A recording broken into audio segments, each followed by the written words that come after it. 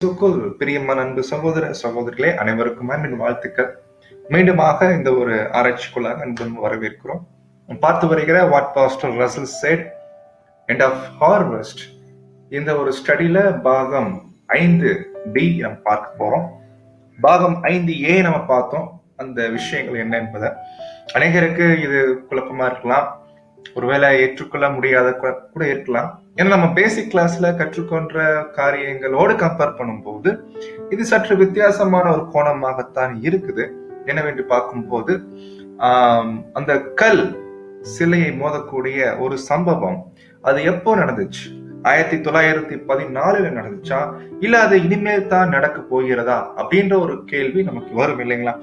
But brother Russell கொடுத்த அவருடைய கோணங்கள், அவர் ஏன் 1914 அதை எதிர்பார்த்தாரு, என்ன காரணம், அது கல் அடிக்கிறது என்ன குறிக்குது, கல் எதை குறிக்குது, இந்த விளக்கங்களை அடிப்படையா வச்சு பார்க்கும்போது அந்த கல் அடிக்கப்படுதல் இன்னுமே அது நடக்கல என்றுதான் நம்ம கண்டுபிடிக்கிறோம். அப்போ இருந்தாலும் சில கன்ஃபியூஷன்ஸ் கண்டிப்பாங்க வர வாய்ப்பு இருக்குது. என்னவென்று பார்க்கும்போது அந்த சிலை இல்லைங்களா, நேபுகாத்நேச்சார் ராஜா கண்ட அந்த சிலை அது குறிக்குது புறஜாதி தேசங்களை குறிக்குது. 4 உலக பேரரசுகள் இந்த உலகத்தை ஆண்ட பேரரசுகளை குறிக்கிறதாக இருக்கு. ஆனா நமக்கு தெரியும் இந்த பாயிண்ட பிரதர் ரசல் 2 கோணங்கள்ல பேசியிருக்காங்க. ஒண்ணு, உலகத்தை ஆளக்கூடிய தேசங்கள் என்று ஒரு பார்வையிலும், மிக முக்கியமா 2வது விளக்கம் அது என்னன்னு பாத்தீங்கன்னா, அந்த சிலையுடைய தரிசனம் என்ன விஷயம் காமிக்குதுன்னா, அது புறஜாதியாரின் ஆளுகை.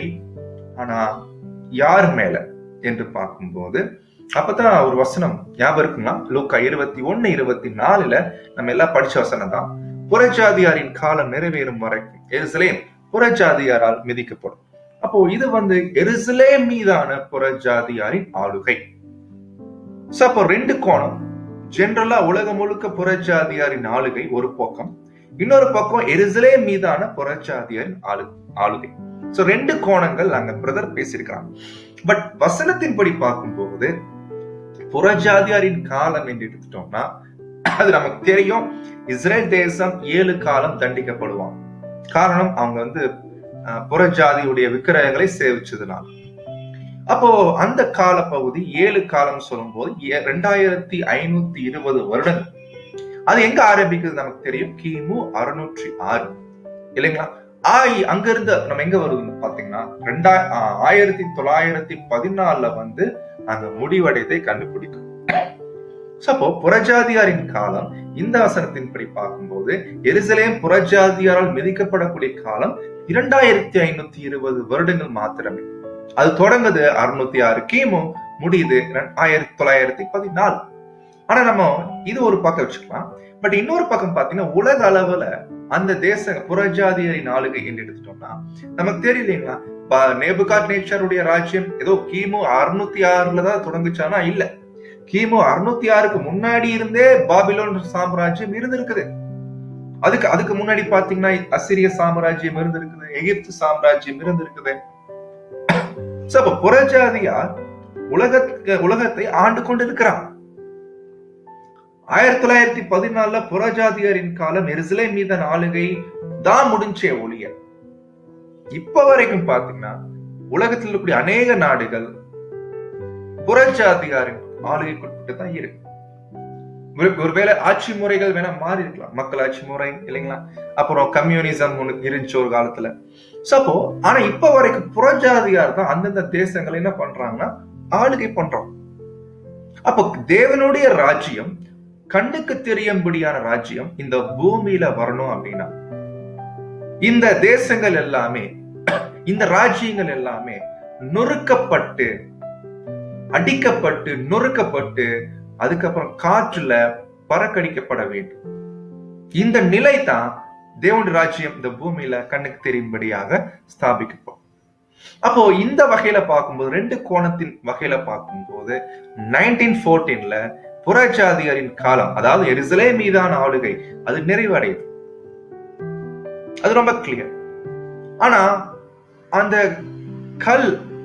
களிமண்ணும் இருவும் கலந்த அந்த ஒரு செட்டப், சர்ச் அண்ட் ஸ்டேட் எனக்கூடிய அந்த நிலை இப்ப வரைக்குமே இருக்கு இல்லைங்களா?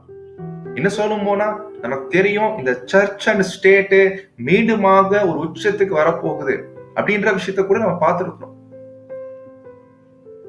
சோ இந்த ஆவி வாங்குற விஷயம் இல்லைங்களா, மிருகத்தின் சொரூபம் ஆவி வாங்கினதுக்கு அப்புறம் அப்போ இதெல்லாம் இனிமேல் நடக்க போகுது. அப்போ அந்த வகையில பார்க்கும்போது அந்த கல் இன்னமும் அடிக்கப்படவில்லை. ஏன்னா அந்த ஒருவேளை கல் 1914 அடிக்கப்பட்டு இருந்தால் அந்த சர்ச் அண்ட் ஸ்டேட் அந்த இணைந்த ஒரு அமைப்பு இப்ப வரைக்கும் இல்லாம போயிருக்கும் நியாயமா பார்த்தா. ஆனா இப்ப வரைக்கும் இருக்கு. அதனால்தான் நம்ம கண்டுபிடிக்கிறோம் அந்த கல் இன்னும் அடிக்கப்படல. சரி, இந்த கல் எதை குறிக்குது பார்க்கும்போது அது ராஜ்யம். ராஜ்யம் குறிக்குது 1000 இயர் பத்தி அங்க பேசல. ஏன்னா 1000 இயர் ஸ்டார்ட் ஆச்சு 1874 ஆரம்பிச்சிருச்சு. அப்படின்னா அந்த கல் குறிக்குது ராஜ்யம் தான். பட் என்ன ராஜ்யம் பாத்தீங்கன்னா சபையை குறிக்குது, மகிமை அடைந்த சபை அல்லது 1,44,000 நிறைவடைந்த சபை. அப்போ இதுதான் நம்ம கண்டுபிடிக்கணும். அது இனிமேல் தான் நடக்க போகுது சகோதர சகோதரிகளே. ஓகே, இப்போ இந்த ஒரு விளக்கத்தோட நம்ம இன்னைக்கு பாடத்தை ஆரம்பிக்கலாம். அப்போ இந்த வசனம் ஏற்கனவே நமக்கு தெரியும். இது பிரதர் ரசல் இந்த வசனத்தை எப்படி டீல் பண்றாங்கன்னா, இது புறஜாதியார் எருசலேமை என்ன பண்ணுவாங்கன்னா ஆளுகை பண்ணுவாங்க. சோ அந்த புறஜாதியரின் காலம் என்பது எருசலேம் மீதான ஆளுகை அப்படின்ற பாயிண்ட் தான் நம்ம இங்க அந்த பிரதர் கூட பதிவு பண்றதை நம்ம கண்டுபிடிக்கிறோம். ஓகே, இப்ப நம்ம அடுத்த விஷயத்துக்குள்ள போகலாம். இதனுடைய தொடர்ச்சியா நம்ம தெரிஞ்சுக்க வேண்டிய விஷயங்கள் நிறைய இருக்குது. அப்ப அந்த புறஜாதி காலங்களை குறிக்கக்கூடிய, புறஜாதி ஆளுகை குறிக்கக்கூடிய அந்த தானியல் புஸ்தகத்துல 2ஆம் அதிகாரத்துல வரக்கூடிய அந்த சிலை தரிசனம் அது என்ன காமிக்குது? அதோடைய நொறுக்கப்படுதல் எதை குறிக்குது? அது அந்த நொறுக்கப்படுதல் எந்த டைம்ல நடக்கும் என்று பார்க்கும்போது சகோதர சகோதரிகளே, அதான் நம்ம கண்டுபிடிக்கிறோம் அது ஒரு உபத்திரவ காலத்தை குறிக்கிறதாக இருக்குது. அப்போ ஒரு பாயிண்ட் சொல்றேன், இந்த உபத்திரவம் தொடங்குது will begin in the ecclesiastical heavens. மத ரீதியான காரியத்திலிருந்து ஆரம்பிக்குதுமா. அதுக்கப்புறம் தான் உலகம் முழுக்க சமூக அளவுல அந்த உபத்திரவம் பரவும். அப்போ இந்த உபத்திரவத்தை பத்தி நாம இன்னைக்கு தெரிஞ்சுக்க போறோம். மகா உபத்திரவ காலம். இந்த உபத்திரவ காலம்னா என்ன? அது எப்படிப்பட்டது? அது எப்படி இருக்கும்? அது எப்ப வரும்? இதெல்லாம் நம்ம இன்னைக்கு என்ன பண்ண போறோம்னா சகோதர சகோதரிகளே, நாம தேவனுடைய கிருபையில் அதை பத்தி புரிஞ்சுக்கிறதுக்கு முயற்சி எடுக்க போறோம். சோ அப்போ இந்த வகையில பார்க்கும்போது இந்த உபத்திரவ காலம் டைம் ஆஃப் ட்ரபிள் என்று சொல்லுவாங்க ஆங்கிலத்துல. ட்ரபிள் என்பது உபத்திரம், டைம் ஆஃப் ட்ரபிள் சொல்லும்போது உபத்திரவ காலம். ஆனா இன்னொரு வார்த்தை இருக்குது, டைம் ஆஃப் கிரேட் ட்ரபிள் அல்லது கிரேட் டைம் ஆஃப் ட்ரபிள், மகா உபத்திரவ காலம் என்று நம்ம பைபிள்ல படிக்கிறோம். சரி, இது எப்போ நடக்கும்? ஏன்னா இந்த காலத்துல தான் அந்த புறஜாதியா தேசங்கள் எல்லாமே நிர்மூலமாக்கும், அழிக்கப்படும். அப்படி இருக்கும் போது அது எந்த டைம் குறிக்கும்? அது எப்ப வரும்? இப்போ இதை பற்றின ஒரு நாலேஜ் நம்ம இன்னைக்கு வாங்க போறோம். சோ சகோதர சகோதரிகளே, நீங்க ரொம்ப ஃப்ரீயா நீங்க என்ன பண்ணலாம், இந்த பாடத்தை நீங்க கவனிக்கணும். அப்போ நம்முடைய ஆண்டவர் பேசிட்டாங்க, உலகம் உண்டானது முதல் இது வரைக்கும் சம்பவிக்கல, இனிமேலும் சம்பவிக்காது. அப்படிப்பட்ட மிகுந்த உபத்திரவம் அப்பொழுது உண்டாகிருக்கும். இந்த உபத்திரத்தை பத்தி நாம இன்னைக்கு என்ன பண்ண போறோம்னா கண்டுபிடிக்க போறோம். அப்போ இத பத்தி ரீப்ரிண்ட் 5526ல சொல்லும் போது சுவிசேஷ யுகத்துடைய முடிவாக இந்த மகா உபத்திரவ காலம் இருக்கும் என்பதை அங்க பிரதர் சொல்றார். The conclusion of this gospel age என்னன்னா இந்த மகா உபத்திரவ காலம் சுவிசேஷ யுகத்துடைய முடிவாக இருக்குது. சோ இந்த ஒரு பாயிண்ட் நம்ம கண்டுபிடிக்கும். சரி, இந்த மகா உபத்திரவத்தை நம்ம கண்டுபிடிக்கும் முயற்சி எடுக்கும் போது பிரதர் உடைய ரைட்டிங்ஸ்ல படிச்சோம்னா மிக முக்கியமா 1914க்கு பின்னாடி 1914 எதிர்பார்க்கப்பட்ட காரியம் நிறைவேறல இல்லைங்களா? சோ எனவே அந்த ஒரு காரியத்தை பிரதர் ஆராய்ச்சி பண்ணி மகா உபத்திரவ காலத்தை பற்றி சில விளக்கங்கள் கொடுத்தாங்க 1914க்கு பின்னாடி. நீங்க இந்த விளக்கங்கள் எல்லாமே நீங்க முன்னாடி பார்க்க முடியாது. ஏன்னா முன்னாடி ஒரு எதிர்பார்க்கப்பட்ட ஒரு விளக்கம் கொடுத்திருப்பாரு. ஆனா 1914ல எதிர்பார்த்த மாதிரி நடக்காதனால பின்னாடி இன்னும் சில விஷயங்கள் விளக்கங்கள் பிரதர் கொடுத்திருக்கிறான். அது நம்ம பிரயோஜனமான ஒரு விளக்கங்களா இருக்கு. என்னன்னு பாத்தீங்கன்னா, மகா உபத்திரவ காலத்தை 3 பாகமா பிரிக்கிறார். 3 phase of great time of trouble. 3 phase, 3 நிலைகள் உபத்திரவ காலத்துல இருக்குது. அப்ப நம்ம கண்டுபிடிக்கணும் இல்லைங்களா, உபத்திரவ காலம் துவங்கிருச்சா இல்லையான்னு கேள்வி கேட்டோம்னா அதுக்கான பதில் கண்டுபிடிக்க முயற்சி எடுக்கும் போது உபத்திரவ காலத்துடைய 3 நிலைகளை ஸ்டேஜஸ் பார்க்க வேண்டியிருக்குது. அதை நம்ம தெரிஞ்சுட்டோம்னா நம்மளால கண்டுபிடிச்சிடலாம் உபத்திரவ காலம் ஸ்டார்ட் ஆயிடுச்சா இல்லையா, இல்ல எப்ப ஸ்டார்ட் ஆகும், எல்லா விஷயத்தையும் நம்ம புரிஞ்சு கொள்வதற்கு உதவியாக அங்க இருக்கும்.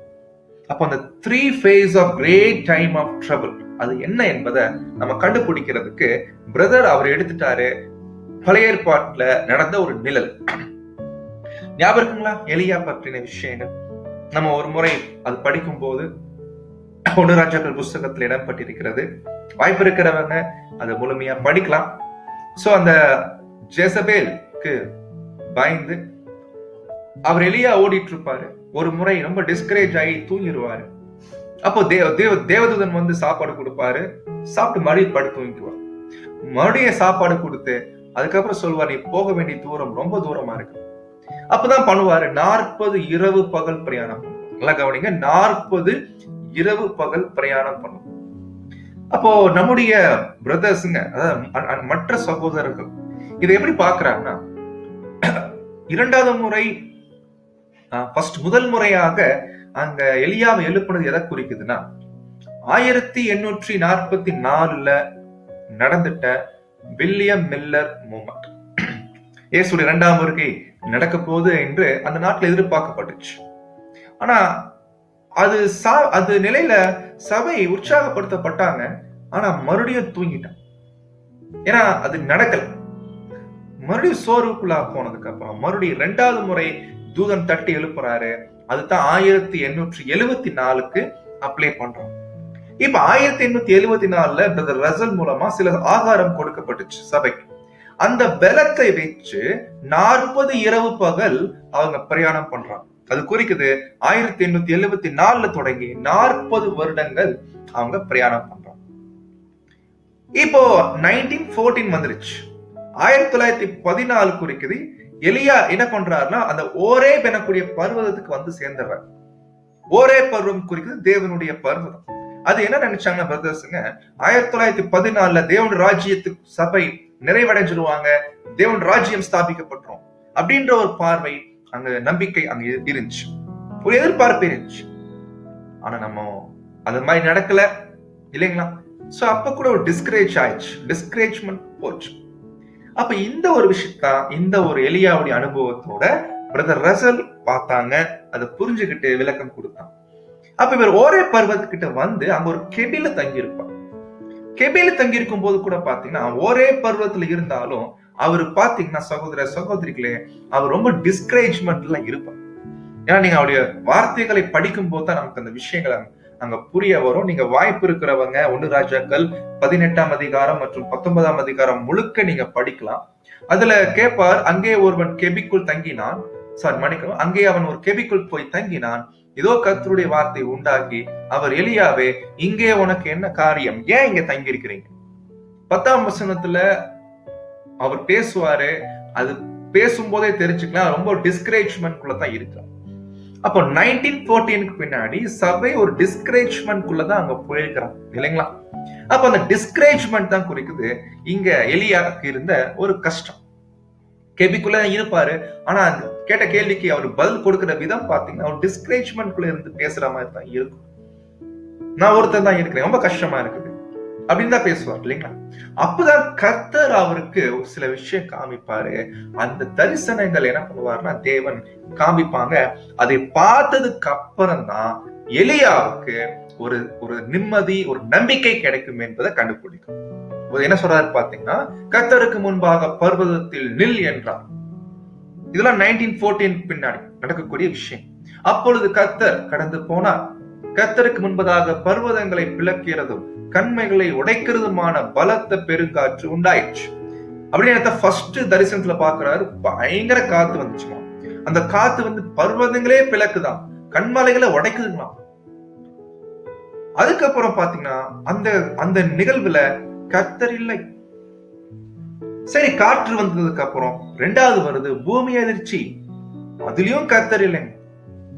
மூணாவது அக்னி வருது, ஆனா அக்னியிலும் கர்த்தர் இல்லை. கடைசியில மெல்லிய சத்தம் உண்டாயிற்று. அப்பதான் இந்த சம்பவங்கள் படிக்கும் போது இத பிரதர் ரசல் இது எப்படி புரிஞ்சுக்கிட்டாங்கன்னா, தேவனுடைய ராஜ்யம் 1914 ஸ்தாபிக்கப்படும் என்று எதிர்பார்க்கப்பட்ட போது அது நடக்கல. அப்ப தேவனுடைய ராஜ்யம் பூமியில ஸ்தாபிக்கப்படுறதுக்கு முன்னாடி சபை அவர்கள் வாழ்க்கையில நிறைவேற வேண்டிய காரியங்கள் என்னன்னா, இந்த 3 தரிசனங்களை அவங்க பார்க்க வேண்டும். ஒன்னு காற்றடிக்கப்படுதல், இன்னொன்னு பூமி எதிர்ச்சி, மூன்றாவது அக்னி. அதுக்கப்புறம் தான் தேவனுடைய ராஜ்யம் பூமியில ஸ்தாபிக்கப்படக்கூடிய விஷயம் நடக்கும் என்பதை கண்டுபிடிச்சோம். இப்படித்தான் பிரதர் ரசல் என்ன பண்ணிக்கிறாங்கன்னா, இந்த வசனங்களை அடிப்படையா வைத்து 1914க்கு பின்னாடி பார்த்தான். அப்பதான் 1914 என்ன ஆயிடுச்சுன்னா, காற்று அடிக்க ஆரம்பிச்சிருச்சு என்ற பாயிண்ட பிரதர் பேசிட்டான்.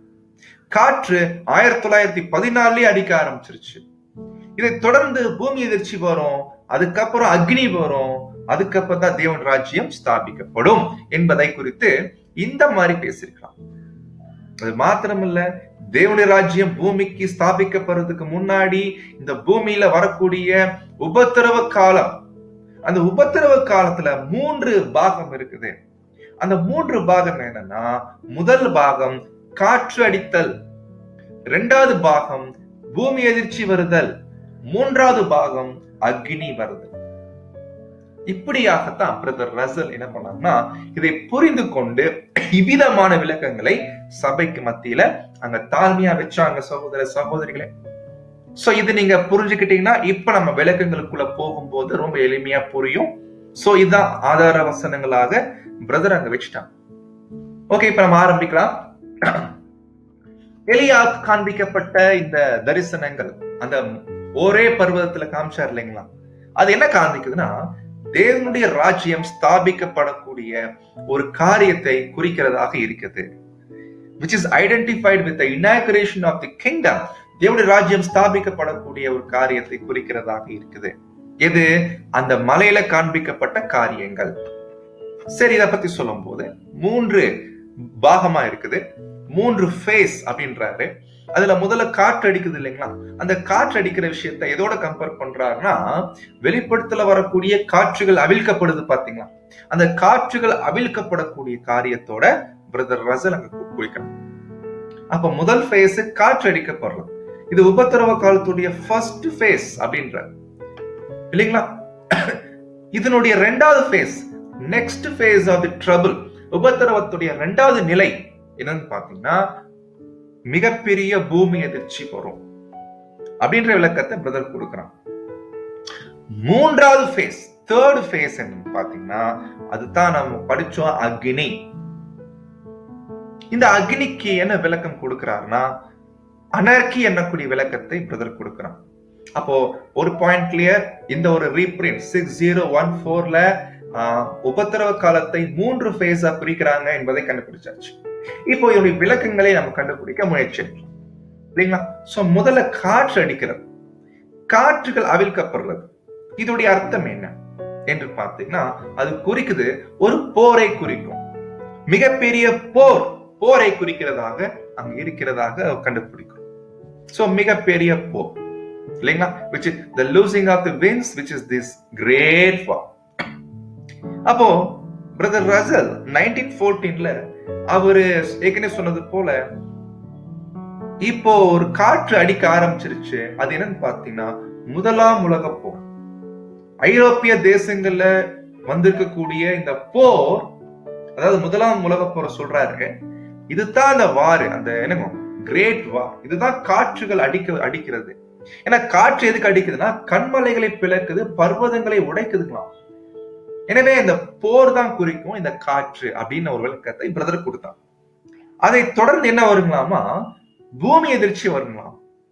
அது என்ன பூமி எதிர்ச்சின்னு பாத்தீங்கன்னா, அது பெரிய புரட்சி நடக்கும்லாம். போருடைய விளைவு போருடைய தாக்கத்தினால அநேக தேசங்களுக்குள்ள சில சூழ்நிலை மாறுபடும். அதன் விளைவாக மிகப்பெரிய புரட்சிகள் வெடிக்கும். இது ஏதோ பிரெஞ்சு புரட்சி மாதிரி இல்லை, பிரெஞ்சு புரட்சியோட பயங்கரமா இருக்கும் அப்படிப்பட்ட புரட்சி.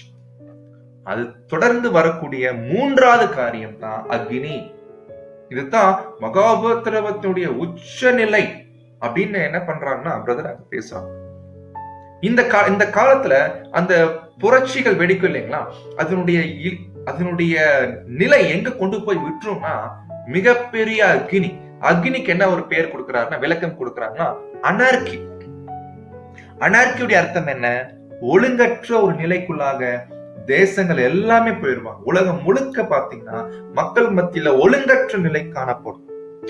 இதுக்கு இன்னொரு மீனிங் கொடுக்கிறாரு. இந்த ஒரு நிகழ்வு தான் அர்மகதோன் அனுபவங்கள் என்று பிரதர் கொடுக்கிறாங்க.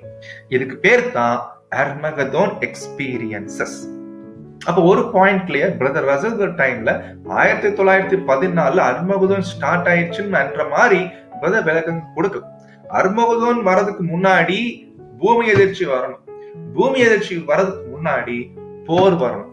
இந்த ஆர்டர்ல தான் உபத்திரவ காலம் இருக்கும் என்பதை அங்க பிரதர் என்ன பண்ணிருக்கிறாங்கன்னா அவர் நாட்கள்ல பேசினதை நம்ம கண்டுபிடிக்கணும். ஏன்னா இது கூட நிறைய நேரம் தவறா புரிஞ்சு கொள்ளப்படுது. அர்மகதோன் ஆல்ரெடி ஸ்டார்ட் ஆயிடுச்சு, 1914 ஸ்டார்ட் ஆயிடுச்சு அப்படின்ற விளக்கங்கள் கூட கொடுக்கப்படுது. ஆனா பிரதர் ரசல் அந்த மாதிரி வியூல கொடுக்கல என்பதை நம்ம இதுல இருந்து கண்டுபிடிச்சிடலாம் இல்லைங்களா. சோ கடைசி கால ரைட்டிங்ஸ்ல படிக்கும் போது அந்த ஒரு விளக்கத்தோட பிரதர் கொடுக்க அருமகதோன் இனிமேல் தான் வரும் அப்படின்னு தான் பேசியிருக்கிறான். ஓகே, இப்ப நம்ம இதை பத்தி இன்னும் விவரமா நம்ம என்ன பண்ண போறோம் சகோதர சகோதரிகளே கண்டுபிடிக்க முயற்சி எடுக்க போறோம். இப்போ 1 by 1 பார்க்கலாம். முதல்ல காற்றுகள். நல்லா கவனிக்கணும். நிழல பார்த்த காற்று அடிக்கப்படக்கூடிய விஷயம் மலைகளை பிளக்குது, உடைக்குது. இந்த ஒரு விஷயத்தையும் வெளிப்படுத்தல வரக்கூடிய காற்றுகள் அவிழ்க்கிறார் இல்லைங்களா, அந்த ஒரு விஷயத்தையும் சில இடங்கள்ல ரெண்டுமே ஒண்ணு என்று பேசியிருப்பாங்க பிரதர் ரசல். ஆனா சில இடங்கள்ல பாத்தீங்கன்னா வெளிப்படத்துல வரக்கூடிய விஷயம் அது அர்மகதனோட கம்பேர் பண்ணி பேசியிருப்போம். ஆகையினால நம்ம குழம்பிக்கிறதுக்கு வாய்ப்பு இருக்குது. சோ குழம்பிக்க வேண்டாம். இப்ப நம்ம தனித்தனியாவே பார்க்கலாம் இல்லைங்களா. சோ நிழல் ஒரு பக்கம் பார்க்கலாம், பின்னாடி ரெவலேஷன்ல வரக்கூடிய அந்த வசனத்தை நம்ம தனியாவே பார்க்கலாம். இப்போ நிழல பார்க்கும்போது அந்த உபத்திரவத்துடைய 3 ஃபேஸ்ல முதல்ல வர்றது காற்றுகள் அடிக்குது. அது எதை குறிக்குது என்று பாத்தீங்கன்னா, இது கூட ஏற்கனவே சொன்னது போல அந்த பிரதர் ரசல் பாத்தீங்கன்னா அந்த வெளிப்படுத்தல் வரக்கூடிய காற்றுகள் அவிழ்க்கப்படுதலோட கம்பேர் பண்ணி பேசியிருப்பான். அப்படி பேசும்போது தான் ஒரு விளக்கம் கொடுப்பாரு. அது விழுந்து போன தூதர்களை குறிக்கிறதாக இருக்குது, விழுந்து போன தூதர்களை குறிக்கிறதாக இருக்குது. இதான் 1914 முன்னாடி பேசிட்ட காரியங்களா இருக்கு. அப்ப அந்த காற்றுகள் அவிழ்க்கப்படுறது குறிக்குது. விழுந்து போன தூதர்கள் அவர்கள் ஒரு லூஸ்ல விடப்படுறாங்க. அந்த மாதிரி ஒரு விளக்கங்களை பிரதர் கொடுத்திருப்பான். ஆனா ஏற்கனவே தெரியும், பின் நாட்கள் 1914 பின்னாடி தான் பிரதர் ரசல் என்ன பண்றாங்கன்னா அந்த நிழலை தனியா பாக்குறாரு. எப்படி பாக்குறாரு பாத்தீங்கன்னா, இப்போ பார்த்த அந்த காற்று அடிக்கிறது குறிக்குது ரெப்ரசன்ட் த பிரசன்ட் வார். அது ஒரு போரை குறிக்குது அப்படின்னு என்ன பண்ணிக்கிறாங்கன்னா அங்க பேசியிருக்கிறாங்க. அப்போ 2 விளக்கம் கொடுத்திருக்கிறாங்க. ஒண்ணு விழுந்து போன தூதர்கள், இன்னொரு விளக்கம் போர் குறிக்குது. பட் இதுல எது மேட்ச் ஆகுது என்பது பாத்தீங்கன்னா நம்முடைய புரிந்து கொள்ளுதலுக்கு அந்த வார் அதுதான் கொஞ்சம் மேட்ச் ஆகுற மாதிரி தெரியுது. மற்றபடி சகோதர சகோதரர்களுக்கு உங்கள் மத்தியில நாம் இந்த காரியத்தை விட்டுறோம். நீங்க அதை புரிஞ்சுக்கணும். சப்போ வார் அது குறிக்குது அந்த காற்று அடிக்கிறது. அது மாத்திரம் இல்லைங்களாமா, 1914 அவர் சொன்னார் இல்லைங்களா அந்த போர். 1914 அந்த போர் தான் குறிக்குது காற்றுகள் அவிழ்த்தப்படக்கூடிய விஷயம். அது மாத்திரமல்ல, இது உபத்திரவ காலம் கிடையாது, மாறாக இது உபத்திரவ காலத்துடைய துவக்கம். The great பாருங்க, the present war is not the great time of trouble in the fullest sense, but the forerunner. Forerunner என்ன? துவக்கம். அந்த உபத்திரவத்துடைய ஃபர்ஸ்ட் ஃபேஸ் ஒரு போர்ல இருந்து ஆரம்பிக்குது. அதுதான் குறிக்குது காற்று. இதுதான் எங்க கொண்டு போய் விடும்னா உபத்திரவத்துடைய உச்சத்தை கொண்டு போகும். அதுதான் குறிக்குது அனார்கி, ஒழுங்கற்ற நிலை கொண்டு போய் விடும் என்று இந்த ஒரு பகுதியில பிரதர் பேசுகிறார். அப்போ நம்ம யோசிக்கலாம், ஏன் காற்று என்று பார்த்தீங்கன்னா வேற ஒண்ணும் இல்ல. பொதுவா காற்று ஏன் அடிக்கிறது, அது ஏன் ஃபர்ஸ்ட் ஃபேஸா தேவன் வச்சுட்டாங்க அப்படின்னா, பொதுவா சகோதர சகோதரிகளே, தேசங்கள் ஸ்ட்ராங்கா இருக்கிற வரைக்குமே அந்த கல் வந்து அடிச்சு நொறுக்கிறது ரொம்ப சிரமமா இருக்கும். ஒரு தேசத்தை நொறுக்கணும் அப்படின்னா தேசம் பலவீனமா. அப்போ ஒரு தேசம் துடைய முதுகெலும்பு எதுனா பொருளாதாரம் இல்லைங்களா? ஒரு தேசத்துடைய முதுகெலும்பே பொருளாதாரம். எல்லா தேசங்கள் வந்து பொருளாதாரம் தான் ரொம்ப முதுகெலும்பா இருக்கு. அது உடஞ்சு போச்சுன்னா தேசங்கள் ஒண்ணும் பண்ண முடியாது. அப்போ ஒரு தேசத்துடைய பொருளாதாரத்தை பலவீனப்படுத்தணும்னா 3 காரணிகள் நமக்கு தெரியும், அது உதவும். என்னன்னு பாத்தீங்கன்னா, ஒண்ணு பஞ்சம். ஒரு நாட்டுல பஞ்சம் வந்துச்சுன்னா அந்த நாட்டுடைய பொருளாதாரம் ரொம்ப வீக்கா. அதுக்கப்புறம் கொள்ளை நோய். கொள்ளை நோய் வந்துருச்சுன்னா அநேக தேசங்கள் பொருளாதாரத்துல ரொம்ப அடிவாங்க. அதுக்கு உதாரணம் இப்ப நம்முடைய நாட்கள்ல கொரோனா காலத்துல அநேக தேசங்கள் பொருளாதாரத்துல ரொம்ப பின்னோக்கி போயிருக்கு. ஆனா இன்னொன்னு இருக்குது, அதுதான் மிகப்பெரிய போர். போர் என்று வந்துட்டா சகோதர சகோதரிகளே, ஒரு தேசத்துடைய பொருளாதாரம் ரொம்ப அடியாயிடும். சாதாரண போர்னா பரவாயில்ல, ஆனா போர் என்பது பெரிய அளவுல இருக்கு. கிரேட் வார். அந்த கிரேட் வார் தான் சகோதர சகோதரிகளே, அது வந்து என்ன பண்ணுதுன்னா ஒரு தேசத்தை வலுவிழக்க செய்யும். அப்ப அந்த நேரத்துல தான் அது பலவீனம் அடைய போதா தேசங்கள் நொறுங்குவதற்கு உதவியா இருக்கும். இந்த பாயிண்ட் தான் பிரதர் இங்க பேசியிருக்கிறாங்க. Reprint 5526ல, as long as governments are strong, their overthrow will be impossible. தேசங்கள் பலமா இருக்கும் போது அதை தூக்கி எறிகிறது முடியாத காரியம். அப்ப நம்ம என்ன புரிஞ்சுக்கலாம் அப்படின்னா, the great warன்றது காற்று அடிக்கிறது இல்லைங்களா? அந்த பெரிய போர் பிரதர் எதிர்பார்த்தாரு. முதலாம் உலக போர் தான் சொன்னார் அந்த நாட்கள். இது என்ன பண்ண போதாமா, will weaken the nations. தேசங்களை இந்த போரு பலவீனப்படுத்திரும். அப்படி பலவீனப்படுத்தும் போது இல்லைங்களா, இது வந்து ஒரு ஆரம்ப விஷயம் தான். A preparatory to the period of anarchy. அது எங்க கொண்டு போய் விட்டுரும்னா ஒழுங்கற்ற நிலைக்கு கொண்டு போய் விட்டுறதாக அங்க பிரதர் அங்க பேசியிருக்காங்க. கொஞ்சம் பிராக்டிகலா திங்க் பண்ணி பார்க்கலாம். பாருங்க, இப்போ போர் வந்து தேசங்கள் நிறைய காசு பணத்தை எல்லா ஆர்மிக்கே கொடுக்குறாங்க வச்சுக்கோங்க. ஆனா ரொம்ப லாஸ் ஆயிடுச்சு. இப்ப நாட்கள் போக என்ன ஆகும், ஒரு கவர்மெண்ட் ரன் ஆகணும்னா ஜனங்களுடைய சப்போர்ட் வேணும். இப்போ நம்ம மத்தியில 2 வகையான ஜனங்கள் இருக்கிறாங்க. ஒண்ணு யாருன்னு பாத்தீங்கன்னா பெரிய பெரிய பணக்காரர்கள், கார்பரேட்ஸ், நிறுவனங்கள் நிறைய, அவங்களையும் தட்டி கொடுக்கணும். ஏன்னா அவங்களுடைய சப்போர்ட்ல தான், அவங்க கொடுக்கக்கூடிய அந்த வரியில தான் தேசம் ரன் ஆயிட்டு. கீழே பாத்தீங்கன்னா மிடில் கிளாஸ் ஜனங்கள், இவங்களுக்கு மாதம் மாதம் சம்பளம் தரணும், பென்ஷன் கொடுக்கணும், இவ்வளவு விஷயம் இருக்கு. இப்போ இந்த ஒரு பொருளாதார வீழ்ச்சி நடக்கும் போது சகோதர சகோதரிகளே, இப்போ கவர்மெண்ட் 2 பேர்கிட்டயும் மாட்டிட்டு முழிப்பான். இவங்களையும் பார்த்து சம்பளம் தரணும், சம்பளம் கொடுக்கலன்னா இவங்க போராட்டத்துல இறங்கிடுவாங்க. அதே போல கார்பரேட் கம்பெனிஸும் சப்போர்ட் பண்ணணும். அப்படி இல்லைன்னா இவங்க கவர்மெண்ட் கைவிடக்கூடிய விஷயங்களுக்கு போவோம். அப்போ ஒரு கட்டத்துல என்ன ஆகும்னா ஒரு பெரிய புரட்சிகள் ஆங்காங்கே வெடிக்க ஆரம்பிக்கும். இந்த புரட்சி தான் பூமி அதிர்ச்சி என்று அந்த பிரதர் கொடுக்கிறார்.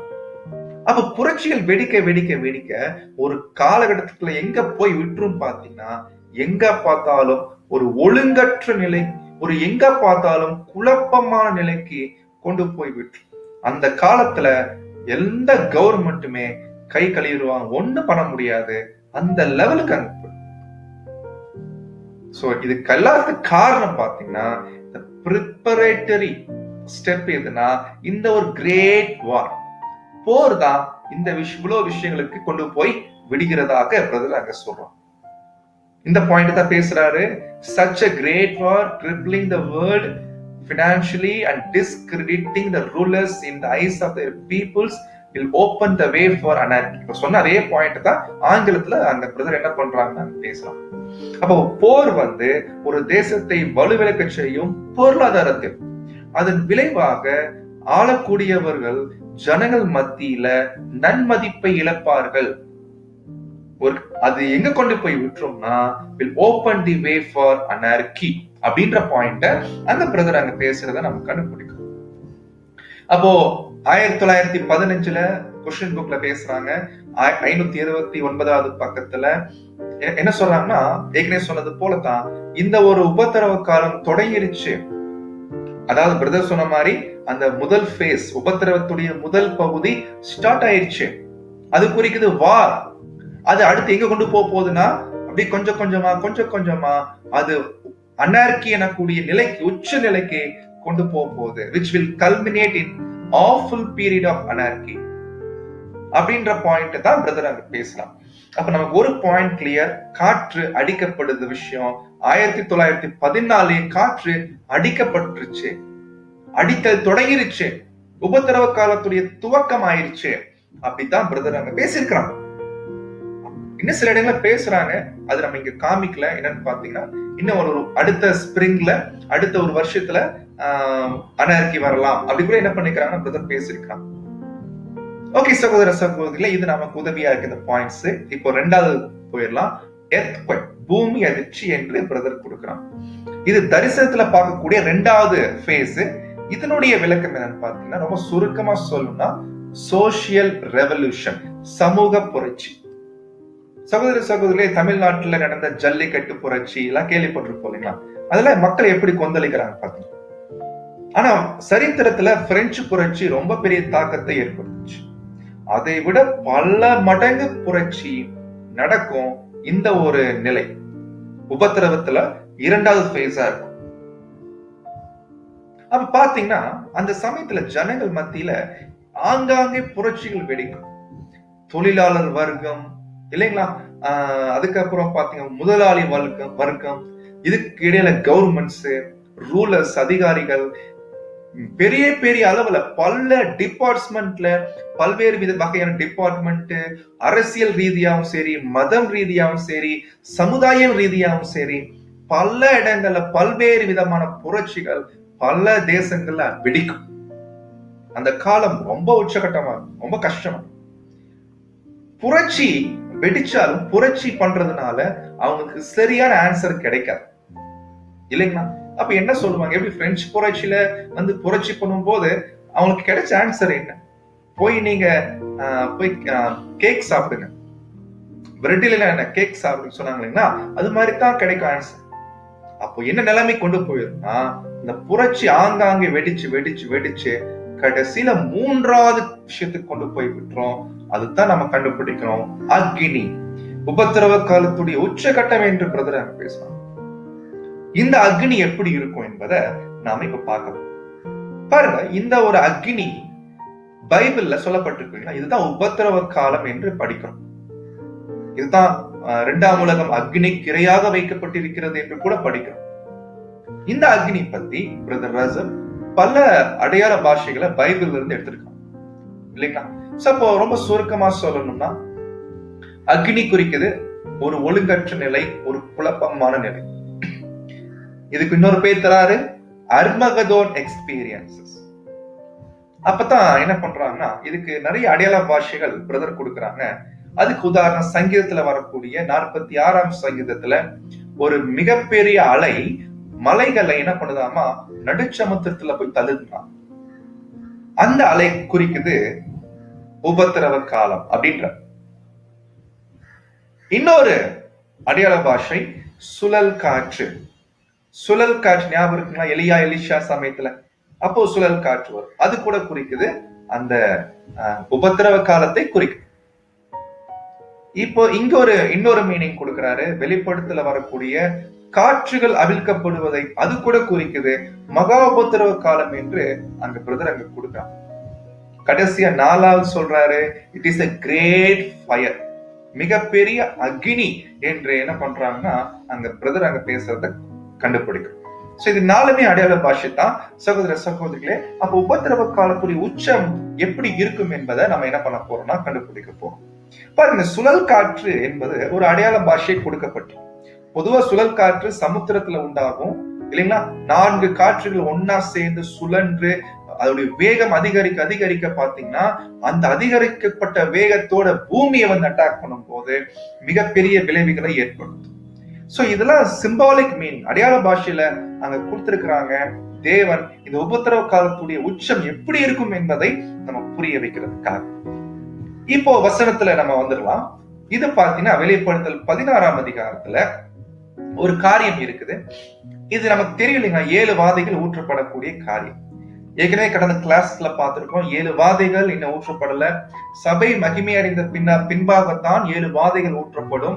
முதல்ல எது மேலனா பாபிலோன் மேல ஊற்றப்படும் இல்லைங்களா? அதுல ஒவ்வொரு வாதை ஊற்றப்பட பாபிலோனுக்கு அடி விழுந்துட்டே இருக்கும். ஆனா 7வது வாதை முடியும் போதுதான் பாபிலோன் அங்க அழிக்கப்படும் என்பதை கண்டுபிடிக்கிறோம். அந்த ஒரு சமயத்துல தான் 6வது வாதை ஊற்றப்படும் போது பாருங்க, 6வது வாதை சொல்லும் போது உச்சகட்டம். அந்த நேரத்துல இந்த பாபிலோன் அமைப்பும் கள்ள தீர்க்கதரிசியா இருக்கக்கூடிய அந்த மிருகத்தின் சொரூபமும் இல்லைங்களா, 3வது அரசியல் கவர்மெண்ட்ஸ், சர்ப்பம், வலு சர்ப்பம், இவர் வாயிலிருந்து தவளைகளுக்கு ஒப்பான 3 அசுத்தாவிகள் புறப்பட்டு வர கண்டேன். இது என்ன காமிக்குது? 6வது வாதை ஊற்றப்படும் போது இல்லைங்களா? ஏன்னா 7வது வாதை ஊற்றப்படும் போது டோட்டலா இந்த பாபிலோன் அமைப்பு அழிஞ்சிருக்கும். ஆனா இந்த அது வரைக்கும் 6வது வாதை ஊற்றப்படும் போது இவங்க 3 பேருமே சேர்ந்து ஜனங்களுக்கு ஒரு ஏதோ நம்பிக்கை கொடுக்கக்கூடிய வார்த்தைகளை பேசுவாங்க. எங்களால முடியும், நாங்க காப்பாத்துவோம், நீங்க எங்களை நம்புங்க, எங்களை விட்டு போகாதீங்க, எங்க சப்போர்ட் பண்ணுங்க. இந்த மாதிரி சில போதனைகள் அவங்க வாயிலிருந்து வருங்களாம். அப்படி அவங்க பேசக்கூடிய விஷயங்கள் தான் என்ன பண்ண போதாமா, பூமியின் ராஜாக்களை நடக்கும் மகாநாளில் நடக்கும் யுத்தத்திற்கு கூட்டி சேர்க்கும்படி போகிறது. அப்பொழுது எபிரேய பாஷையிலே அர்மகதோன் எனப்பட்ட இடத்திலே கூட்டி சேர்த்தான். அப்போ இதை பத்தி சொல்லும் போது ரீப்ரிண்ட் 377ல இந்த ஒரு யுத்தம், அர்மகதோன் எனக்கூடிய யுத்தம், அது 7வது வாதையில் நடக்குதுங்களாம். ஆனா கூட்டி சேர்க்கப்படுதல் நடக்குது 6வது வாதையில் அப்படின்ற ஒரு விளக்கத்தை அங்க பிரதர் அங்க பேசலாம். இப்போ இதை பத்தி சொல்லும் போது இந்த ஒரு அர்மகதோன் எனக்கூடிய ஒரு காரியத்தை பத்தி படிக்கும் போது இது ரெவலேஷன்ல இன்னொரு அடையாள பாஷை கொடுக்கப்பட்டு இருக்கிறதாக அங்க பிரதர் கொடுக்குறாங்க. இது குழம்பிக்க வேண்டாம். என்ன சொல்றாருன்னு பாத்தீங்கன்னா பூமி எதிர்ச்சின்றாரு. அந்த பூமி எதிர்ச்சி என்னக்கூடிய வெளிப்படுத்தல் 16ஆம் அதிகாரம் 16ல இருந்து 18ல வரக்கூடிய பூமி எதிர்ச்சி குறிக்குது அர்மகதோன் என்று கொடுக்கிறான். சோ தயவுசெய்து குழம்பிக்க வேணாம். ஏன்னா அங்க நம்ம பார்த்தோம், அங்க பூமி எதிர்ச்சி குறிக்குது புரட்சி என்று படிச்சோம். ஆனா இந்த இடத்துல வரக்கூடிய பூமி எதிர்ச்சி குறிக்குது அர்மகதோன் எக்ஸ்பீரியன்சஸ் என்று நம்ம புரிஞ்சுக்கணும். சோ சகோதர சகோதரர் குழப்பிக்க வேண்டாம். நம்ம ரொம்ப எளிமையாவே நீங்க புரிஞ்சுக்கோங்க. உபத்திரவ காலத்துல மொத்தம் 3 ஃபேஸ் இருக்குது. முதல் ஃபேஸ் காற்றடிக்கிறது, போர் வருவதை குறிக்கும். செகண்ட் ஃபேஸ் புரட்சி வெடிக்கிறது. 3வது ஃபேஸ் தான் அர்மகதோன் எக்ஸ்பீரியன்சஸ். சரி, இப்ப நாம என்ன பண்ண போறோம்னா இந்த அர்மகதோன் பத்தி பார்க்க போறோம். இதுதான் நம்ம இன்னொரு பாயிண்ட் படிச்சோம், ஒழுங்கற்ற நிலை, அனர்கி என்று நம்ம படிச்சோம். இது உபத்திரவத்துடைய உச்சகட்டம், 3வது ஸ்டேஜ். இந்த உபத்திரவத்துடைய உச்சகட்டம் எப்படி இருக்கும் என்பதை பிரதருடைய வார்த்தைகள் இருந்து படிச்சா ரொம்ப யோசிக்கிற மாதிரி. பாருங்க சகோதர சகோதரிகளே, 2வது ஃபேஸ்ல புரட்சி ஆங்காங்கே வெடிக்கப்பட்டு அந்த புரட்சினால சரியான ரெஸ்பான்ஸ் கிடைக்காது இல்லைங்களா? ஏன்னா சேலரி ப்ராப்ளம்ஸ் வரும், அநேக ரீதியில பல வகையில என்னன்னா அங்க போராட்டங்கள் அங்க வெடிக்கும் போது பதில் எதுவும் அவங்களுக்கு கிடைக்காது. பாருங்க, இப்ப கூட விவசாயிகள் போராட்டம் பண்ணிட்டு இருக்கிறாங்க டெல்லியில. கவர்மெண்ட்ஸ் ஏதோ முயற்சி பண்ணிட்டு இருக்கிறாங்க. ஏன்னா இன்னும் அவங்க முழு விஷயமும் இன்னும் கண்ட்ரோல் இன்னும் கவர்மெண்ட் கையில இருக்கு, கைவிட்டு போக. ஆனா ஒரு காலகட்டம் வரும், புரட்சிகள் வெடிக்கும் போது சகோதர சகோதரிகளே, பல தரப்புல புரட்சிகள் பல விதங்களை வெடிக்கும் போது கவர்மெண்ட்ஸ்னால ஒண்ணு பண்ண முடியாது. கடைசியில் அது எங்க கொண்டு போய் விட்டுரும் பாத்தீங்கன்னா அர்மகதோன் எக்ஸ்பீரியன்ஸ். கர்த்தர் இயேசு பேசிட்டாங்க, இந்த ஒரு காலப்பகுதியே இது கொள்ளையிடக்கூடிய காலப்பகுதி. சோ கொள்ளையிடுறதுக்கு முன்னாடி சாத்தான் கட்டப்பட்டுருவான். நமக்கு தெரியலைங்களா? அந்த பாபிலோனுடைய அழிவு நடந்துச்சுனாலே என்ன அர்த்தம்? சாத்தான் கட்டப்பட்டுருவான். பாபிலோனுடைய அழிவை தொடர்ந்து உலக ராஜ்யங்கள் எல்லாம் அழியும். அந்த உலக ராஜ்யங்கள் அழியக்கூடிய நிகழ்வு தான் அர்மகதோன் எக்ஸ்பீரியன்சஸ் என்று நம்ம கண்டுபிடிக்கணும். அப்போ இந்த வசனத்துல சொன்ன மாதிரி அந்த ஒரு உபத்திரவ காலத்துல தான் இந்த கிரேட் டைம் ஆஃப் அனர்கி என சொல்லக்கூடிய அர்மகதோன் டைம்ல தான் இந்த கொள்ளையிடுதல் நடக்கும் அப்படின்ற பாயிண்ட கொஸ்டின் புக்ல அங்க என்ன பண்றாங்கன்னா நம்ம பிரதர் பேசுறத கண்டுபிடிக்கும். இப்ப பாருங்க, அர்மகதோன் பத்தி சொல்லும் போது அர்மகதோன் என்பது என்னவென்றால் த கிரேட் கான்ட்ரவர்சி, ஒரு மிகப்பெரிய முரண்பாடு, மிகப்பெரிய ஒரு எதிர்ப்பு இருக்கும். எதுக்கு நடுவுலனா சத்தியத்திற்கும் பொய்யுக்கும், சரியானதுக்கும் தவறானதற்கும், தேவனுக்கும் உலக பொருளுக்கும். சப்போ இந்த ஒரு அர்மகதோன் எக்ஸ்பீரியன்ஸ் ஒரு பெரிய கான்ட்ரவர்சியல் இருக்கும். ரெண்டு சைடு இருப்பாங்க, நன்மை தீமை, நல்ல விஷயம் கெட்ட விஷயம், உண்மை பொய். இந்த மாதிரி ஒரு மிகப்பெரிய ஒரு முரண்பாடான ஒரு நிலை இந்த உலகத்துல காணப்படும் சகோதர சகோதரிகள். அப்ப சொல்றாங்க இந்த முதலாம் உலக போர் இல்லைங்களா, முதலாம் உலக போர் அதான் குறிக்கிறது காற்று அடிக்கப்படுதல். அதை அந்த முதலாம் உலக போர் நடந்துட்டே இருக்கும். சைட் பை சைடா புரட்சி வெடிக்கும். சைட் பை சைடா நிலை எங்க போயிரும் பாத்தீங்கன்னா, அந்த முதலாம் உலக போர்ல இருக்கக்கூடிய ஆர்மியில இருப்பாங்க பாத்தீங்கன்னா, ஆர்மி அந்த சோல்ஜர்ஸ் ஒரு கட்டத்துல அந்த அனர்கி நிலை எட்டினதுக்கு அப்புறம் பாத்தீங்கன்னா அந்த சோல்ஜர்ஸ் வீட்டுக்கு போயிருவாங்க, வீட்டுக்கு திரும்பிடுவாங்க.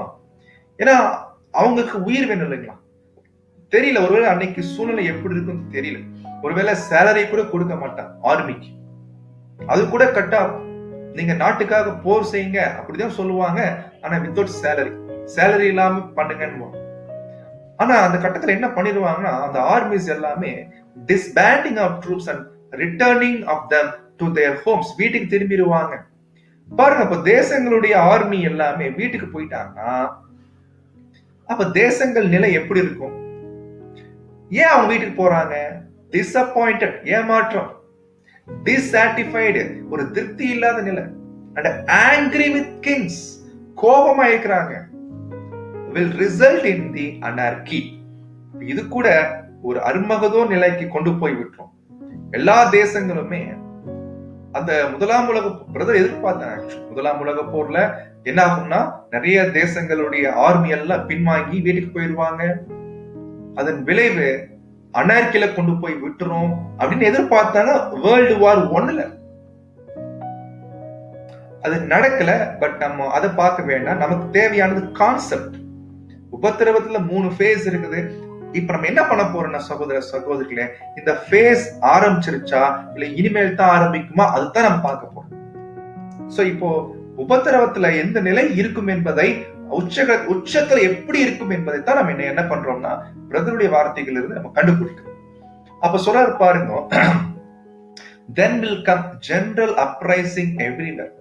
எந்த பக்கம் பார்த்தா எல்லா தரப்பு ஜனங்கள் மத்தியில ஒரு மிகப்பெரிய எழுச்சி நடக்கும், கொந்தளிப்பு நடக்கும். எல்லா ஜனங்கள் மத்தியில, பலதரப்பட்ட ஜனங்கள் மத்தியில கொந்தளிப்பு. அது மதம் சம்பந்தமா இருக்கலாம், இல்ல மொழி சம்பந்தமா இருக்கலாம், ஜாதி சம்பந்தமா இருக்கலாம் இல்லைங்களா, இல்ல தங்களுடைய அமைப்புகள் சம்பந்தமா இருக்கலாம், சங்கம் சம்பந்தமா இருக்கலாம், கட்சி சம்பந்தமா இருக்கலாம். எல்லா வகையிலுமே அப்ரைசிங் எவ்ரிவேர். அப்பதான் ஒரு எக்ஸாம்பிள் கொடுக்கிறாரு. என்ன கொடுக்கிறாருன்னா, ஒரு பக்கம் பாத்தீங்கன்னா நல்ல beneficiaries of the present institution, அதாவது நம்ம நாட்கள் சொல்லணும்னா இன்னைக்கு கூட பெரிய பெரிய கார்ப்பரேட் கம்பெனிஸ், பெரிய பெரிய கோடீஸ்வரர்கள், இவங்க ஒரு பக்கம் இருப்பாங்க. இன்னொரு பக்கம் மிடில் கிளாஸ் ஜனங்கள் இல்லைங்களா, அவங்க வந்து நல்ல அவங்களுடைய வாழ்க்கை தரம் உயர வேண்டும் என்பதற்காக அவங்க ஒரு பக்கம் என்ன பண்ணுவாங்கன்னா அங்க நிப்பாங்க. ரெண்டுக்கும் நடுவுல நினைச்சு பாருங்க, கவர்மெண்ட்ஸ் எந்த நிலைமைக்கு ஆயிடுவாங்க. சோ ஒருவருக்கு ஒருவர் எதிர்க்க ஆரம்பிச்சிருவாங்க. அந்த நிலையில எல்லா கவர்மெண்ட்ஸுமே ஆடி போயிடுவாங்க. சோ இது ஒரு மிகப்பெரிய ஒரு மாற்றம் இந்த மாதிரி நடக்கும் அனார்கி சமயத்தில். அப்ப சொல்றாரு பாருங்க, the spirit of revolution, புரட்சி பண்ணக்கூடிய ஆவி, மற்றும் ஒழுங்கற்ற நிலை anarchism in the world is generating boiling. அப்போ இந்த ஒரு புரட்சி மனப்பான்மையும் அந்த ஒழுங்கற்ற நிலையும் இந்த உலகமே பாத்தீங்கன்னா கொதிச்சுட்டு இருக்கும், கொதிக்கக்கூடிய பயங்கரமா கொதிச்சுட்டு இருக்கும் இல்லைங்களா? அதுல பாத்தீங்கன்னா பலதரப்பட்ட ஜனங்கள், முதலாளித்துவம், தொழிலாளித்துவம், அப்புறம் பாத்தீங்கன்னா அரசியல் ரீதியா இருக்கக்கூடிய போராட்டங்கள் ஒரு பக்கம் போயிட்டு இருக்கும், இன்னொரு பக்கம் ஆர்மி எல்லாமே பாத்தீங்கன்னா அங்க ஒரு போராட்டங்கள் அங்க போயிட்டு இருக்கும், நிறைய சமூகவாதிகள் எழும்பி சமூகத்துக்காக போராடுவாங்க, அங்கே புரட்சிகள் வெடிக்கும். இன்னொரு பக்கம் மத ரீதியான விஷயங்கள் கூட என்ன பாத்தீங்கன்னா அநேக புரட்சிகள் அங்க வெடிக்கும். எல்லா தரப்பு பக்கத்தில் பாத்தீங்கன்னா பல தரப்பு வகை ஜனங்கள் பல வகையில அங்க போராட்டங்களை இறங்குவாங்க. இப்ப சொல்றாரு, all in opposition to each and all are rushing headlong to the mountain of destruction, Armageddon. நான் வார்த்தைப்பா, எல்லாருமே ஒருவருக்கு ஒருவர் எதிராயிருவாங்க, பல தரப்பட்ட ஜனங்கள் எல்லாம் எதிராயிருவாங்க. சகோதர சகோதரிகளே, இதெல்லாம் படிக்கும் போது இதுவரைக்கும் இந்த மாதிரி காலத்தை பார்த்ததே கிடையாது. படிக்கும் போது நமக்கு ஏதோ கதை படிக்கிற மாதிரி தோணுதா இல்லைங்களா? ஆனா உண்மை என்ன தெரியுங்களா, இந்த மாதிரி ஒரு காலம் வரப்போ, ஏன்னா இப்ப நம்ம வேற பார்க்கலாம், இந்த உலகத்துல இந்த மாதிரி நடப்பதற்கு சாத்தியக்கூறு இல்லாத மாதிரி தான் தோணும் நமக்கு. ஆனா இருக்கும்பா, ஒண்ணு இல்ல, ஒரு சின்ன ஒரு பேங்க் திவால் ஆச்சு, நிலைமை என்ன தெரியும்? ஸ்டேட் பேங்க் ஆஃப் இந்தியால ஃபுல் திவால் ஆச்சுன்னா ஜனங்கள் என்ன மாதிரி போராட்டம் பண்ணுவாங்க?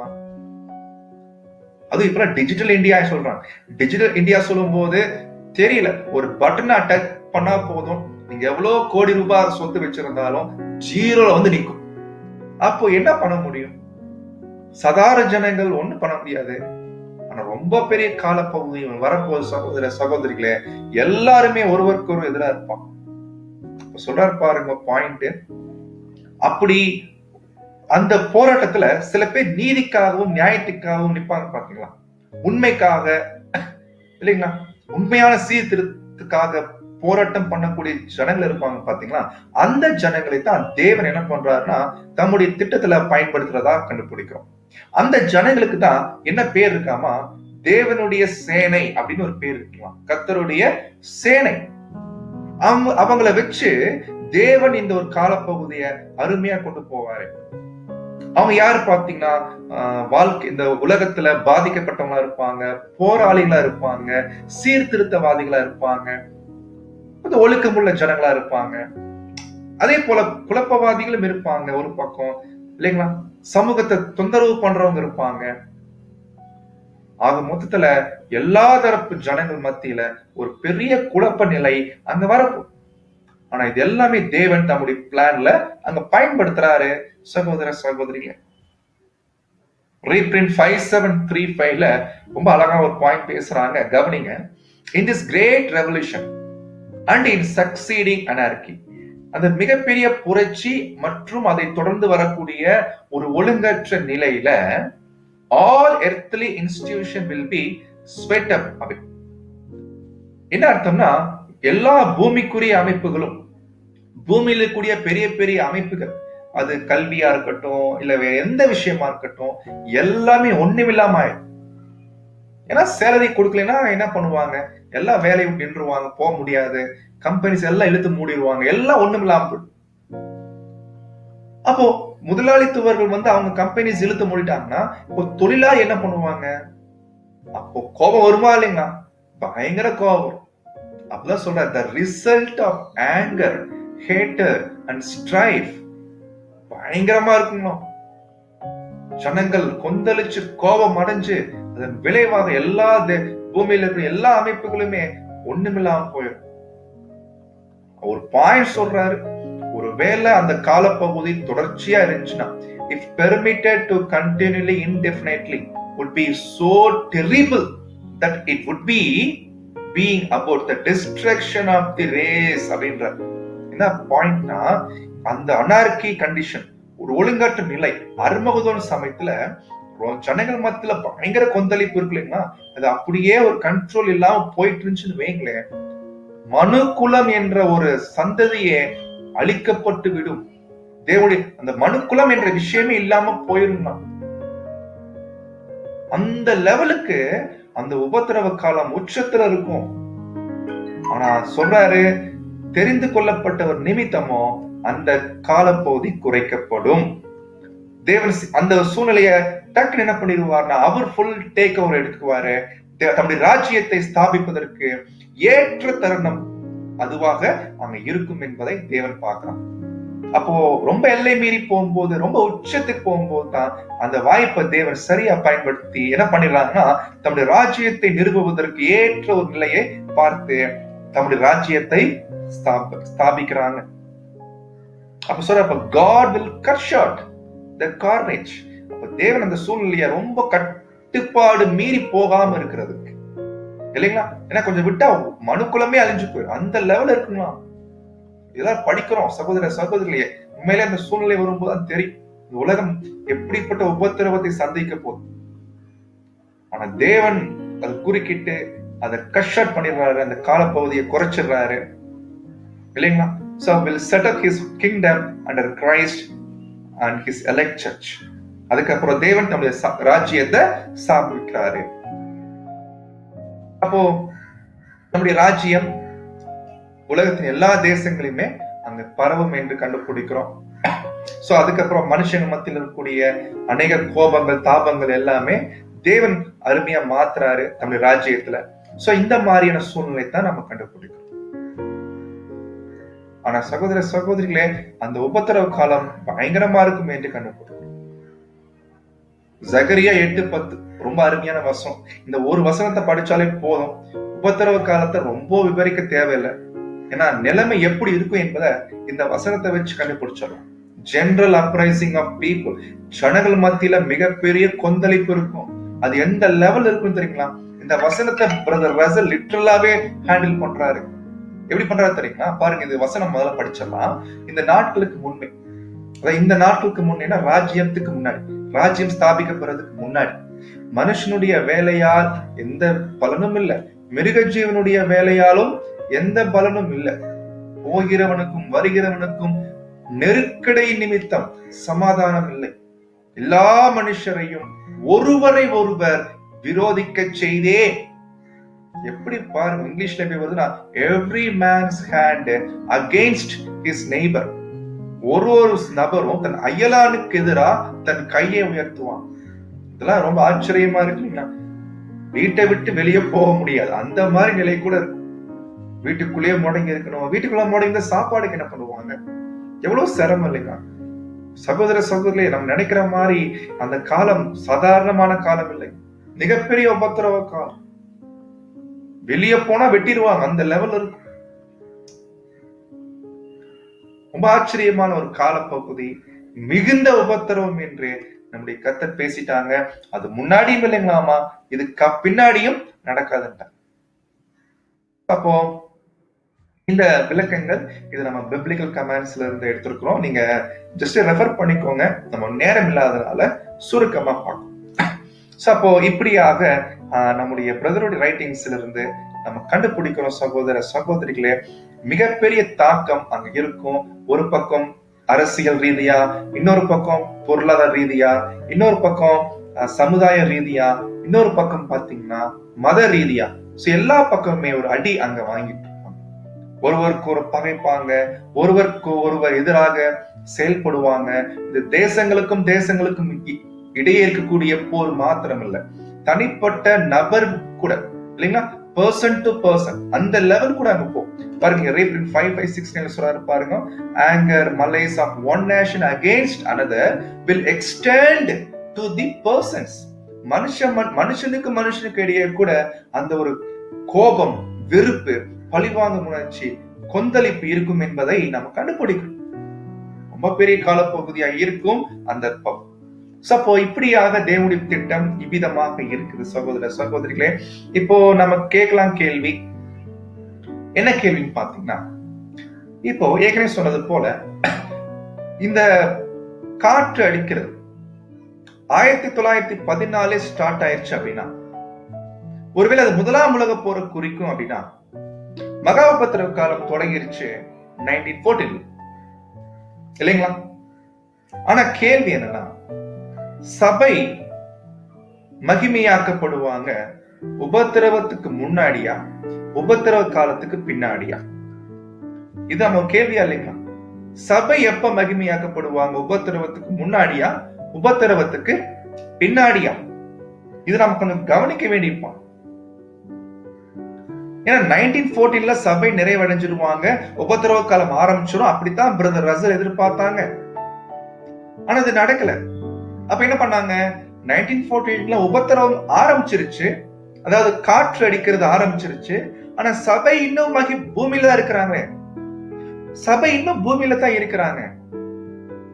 அப்ப என்ன பாயிண்ட்? அப்ப உபத்திரவ காலத்துக்கு முன்னாடி சபை மகிமையாக்கப்படுவாங்களா, உபத்திரவ காலத்துக்கு பின்னாடி மகிமையாக்கப்படுவாங்களா?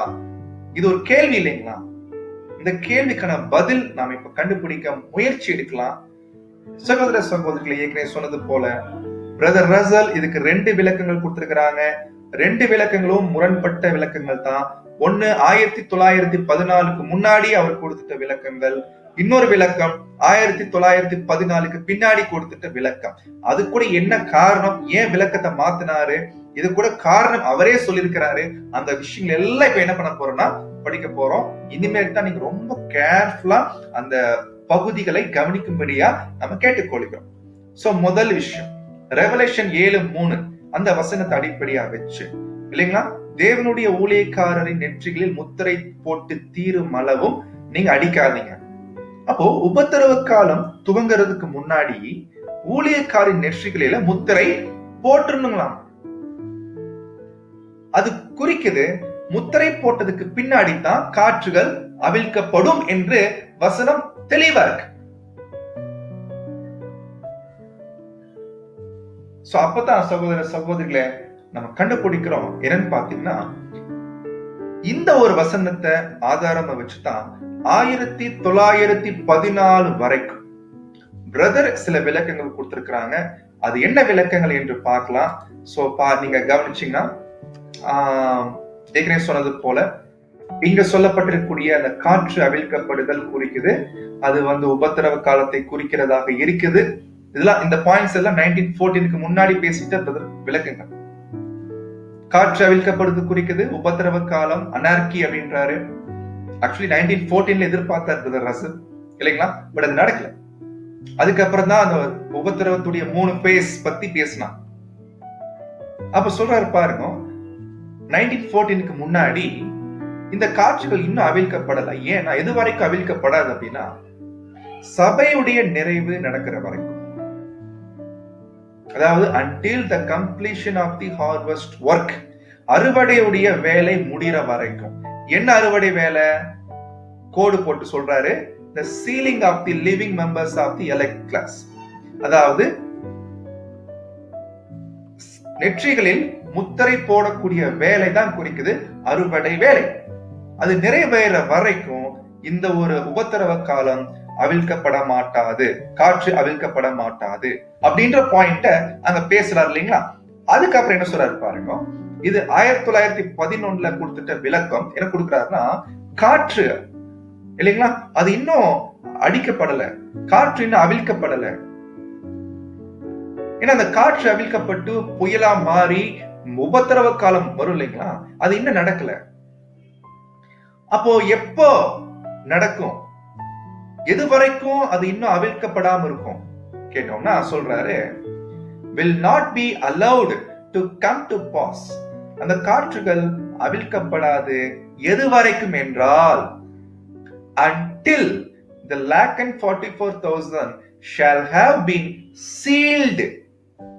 until 144,000 பேர் தங்கள் நெற்றிகளில் முத்திரை போட்டு தீரும் அளவும் காற்றுகள் அவிழ்க்கப்படாது. தீர்ந்ததுக்கு பின்னாடி தான் காற்றுகள் அவிழ்க்கப்படும். அப்போ நெற்றிகளில் முத்திரை போறதுடைய அர்த்தம் என்ன சொல்றாரு பாருங்க, தட் இஸ் உடைய அர்த்தம் என்ன? நெற்றிகளில் முத்திரை போடுறது பார்த்தோம் இல்லைங்களா, அதனுடைய அர்த்தம் என்னன்னா that is until elect shall all have been recognized of God, identified and completed. அப்போ தேவனால் தேர்ந்தெடுக்கப்பட்ட தெரிந்து கொள்ளப்பட்ட வகுப்பார் 1,44,000 பேர் கண்டறியப்பட்டு அறியப்பட்டு அவர்கள் நிறைவடைவதை குறிக்குது நெற்றிகளில் முத்திரை போட்டு தீருதல். சுருக்கமா சொல்லணும்னா சபை நிறைவடைஞ்சதுக்கு பின்னாடித்தான், மகிமையாக்கப்பட்ட பின்னாடித்தான் உபத்திரவ காலம் ஸ்டார்ட் ஆகும், காற்று அவிழ்க்கப்படும். இதுதான் பாயிண்ட். இதெல்லாம் 1914 வரைக்குமே பிரதர் ரசல் எதிர்பார்த்துட்ட ஒரு நம்பிக்கை. ஆனா இப்ப 1914 அது நடக்கல இல்லைங்களா? சபை இன்னும் பூமியில தான் இருக்கிறான். ஆனா காற்று அடிக்க ஆரம்பிச்சிருச்சு, போர் துவங்கிருச்சு. அப்பதான் அந்த நம்ம பார்த்த அந்த 3 ஃபேஸ் என்ற விளக்கங்களை பிரதர் கொடுக்க ஆரம்பிச்சான். அப்படி கொடுக்கும் போது சரி பிரதர் இப்பயா சொல்லுங்க, சபை எப்பதான் மகிமையாக்கப்படுவாங்க ஒரு கேள்வி இருக்கு இல்லைங்களா? சோ அதற்கான பதில் இப்ப நம்ம பார்க்க போறோம். பாருங்க, இப்ப நம்ம இந்த பாயிண்ட்ஸ் எல்லாமே ஜஸ்ட் நீங்க ரெஃபரன்ஸ்க்காக நீங்க பயன்படுத்திக்கலாம். நீங்க வாய்ப்பு இருக்கிறவங்க நீங்க படிங்க. பிரதர் ரசல் பிரதர் டைம்ல நம்ம பார்த்த 1914க்கு முன்னாடி இருந்த நம்பிக்கை தான் நம்ம பார்க்கிறோம். அதுல ஒரு லைன் பிரதர் C.E. ஃபவுலர்ன்ற சகோதரன் பிரதர் ரசல் பிரதருக்கு எழுதியிருக்கிறாங்க ஒரு லெட்டர்ல. அந்த லெட்டர்ல என்ன எழுதியிருக்கிறாருன்னா, பிரதர் நீங்க ஏற்கனவே சொன்ன மாதிரி, brother as you have told us, brother நீங்க ஏற்கனவே சொன்ன மாதிரி காற்றுகள் இன்னும் பிடிக்க வைக்கப்பட்டிருக்கிறது. அது எப்ப வந்து அடிக்கும் அப்படின்னா, சபை மகிமையாக்கப்பட்ட பின்னாடி, சபை மகிமையாக்கப்பட்ட பின்னாடி தான் காற்றுகள் அவிழ்க்கப்படும். அது வரைக்கும் காற்றுகளை பிடிச்சிருப்பாங்க அப்படின்னு அவர் லெட்டர்ல எழுதுறாரு. எப்படி எழுதுறாருன்னா, பிரதர் நீங்க ஏற்கனவே சொன்ன மாதிரி. அப்ப பிரதர் பேசியிருப்பார் போல, ஒருவேளை எழுத்துக்கள்ல இல்லைனாலும் கூட நேர்ல ஒருவேளை பேசியிருக்கலாம். சபை மகிமை அடைந்த பின்னாடி தான் காற்றுகள் அவிழ்க்கப்படும். ஆனா இதெல்லாம் 1914க்கு முன்னாடி இருந்துட்ட நம்பிக்கை பார்வை சகோதர சகோதரிகளே. ஆனா 1914க்கு பின்னாடி நம்ம பார்க்கும்போது ஒரு விஷயம் அங்க பிரதர் அங்க பேசுறாங்க, சபையுடைய மகிமையாக்கப்படுதல் இன்னும் நடக்கல, அது இனிமேல் தான்.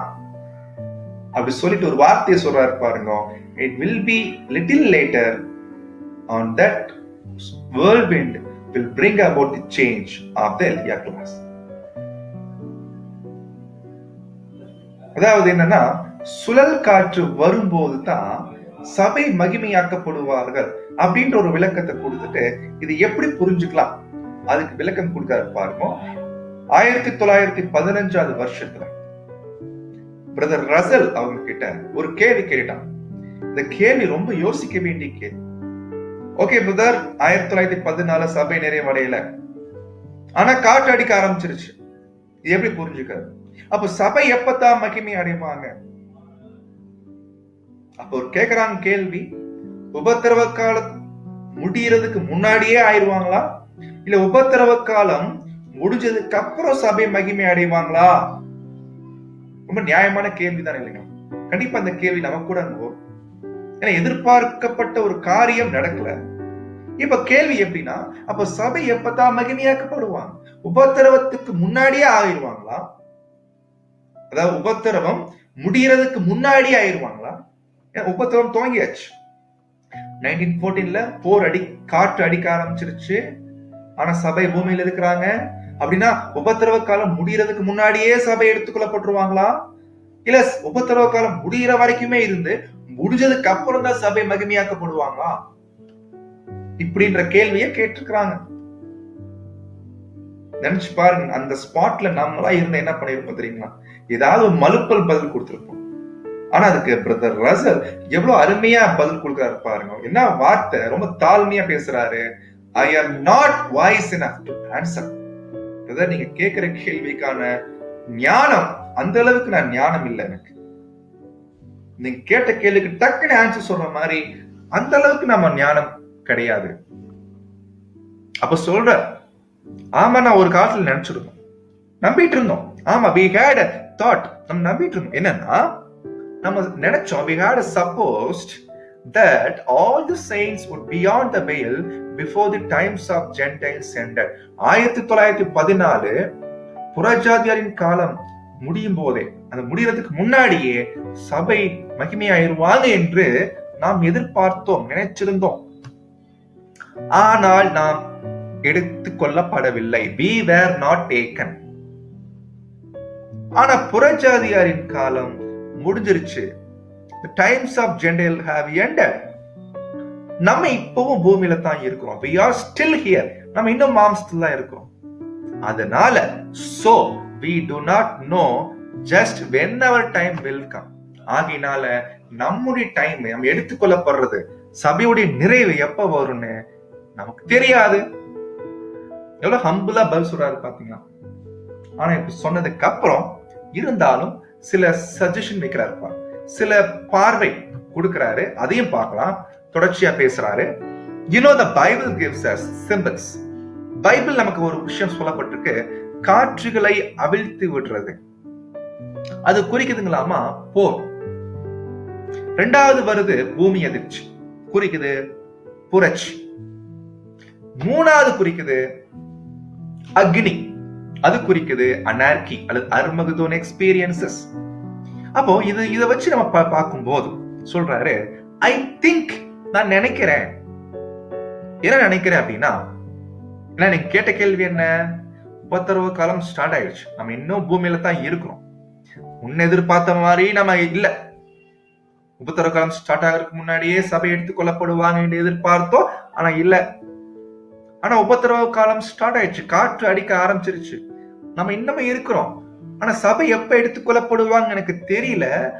ஆனாலும் நான் நினைக்கிறேன் என்னன்னா, நீங்க கேட்ட கேள்வி என்னன்னா, உபத்திரவ காலம் முடியறதுக்கு முன்னாடியேவா இல்ல முடிஞ்சதுக்கு அப்புறமா? இதான் கேள்வி, உங்க கேள்வி. பட் நம்ம என்ன நினைக்கிறோம்? I think the church bright class will be gone before that Armageddon experience. அதாவது காற்றடிக்கிறது, பூமி எதிர்ச்சி வர்றது, அக்னி வர்றது. இதுல அக்னி வர்றதுக்கு முன்னாடி சபை எடுத்துக் கொள்ளப்பட்டுருவாங்க என்று நான் நினைக்கிறேன். வேற மாதிரி சொல்லணும்னா, காற்றடிக்கப்படும் போது இருப்பாங்க, அதுக்கப்புறம் பூமி எதிர்ச்சி வரும்போது இருப்பான்.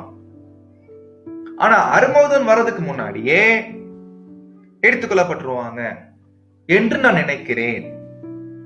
ஆனா நினைக்கிறேன்னு சொன்னார் ஒழிய, சொல்றாரு பாருங்க வார்த்தை, பட் cannot be sure. உறுதியா சொல்ல முடியாதுன்றார். உறுதியா இல்ல. அப்ப சகோதர சகோதரிகள், ரொம்ப அழகா பிரதர் கொடுத்துற விளக்கங்களே நம்ம புரிஞ்சுக்கலாம். பிரதர் எப்படி இதை பாலிஷா கொண்டு போயிருக்கிறாங்க, எங்கேயுமே அடிச்சு பேசலை. அதனால we will leave this subject there. இது வரைக்கும் நம்ம நிப்பாட்டிட்டோம். இதுக்கு மேல நம்ம ரொம்ப அதிக விளக்கங்கள் கொடுக்க வேண்டாம், இது வரைக்கும் நாம விட்டுறோம் சொல்லிட்டு இந்த கேட்ட கேள்விக்கான பதிலை ரொம்ப அழகா புரியும்படியாக அங்க எடுத்து வச்சிருக்கிறாங்க சகோதர சகோதரிகளே. சரி, இப்ப நமக்கு வரலாம்.